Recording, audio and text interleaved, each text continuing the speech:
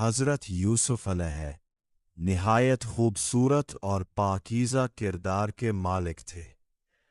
عزیز مصر کی بیوی، جسے روایات میں زلیخا کہا جاتا ہے، حضرت یوسف علیہ کی خوبصورتی سے متاثر ہوئی اور انہیں گناہ کی طرف بلایا۔ حضرت یوسف علیہ نے اللہ تعالیٰ کی پناہ مانگی اور صاف انکار کر دیا۔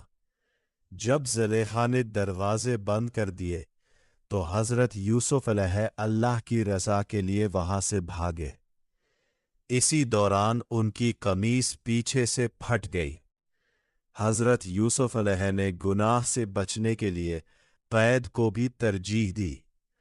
اللہ تعالیٰ نے ان کی پاکیزگی کو ظاہر کیا اور آخرکار انہیں عزت، مقام اور اقتدار عطا فرمایا۔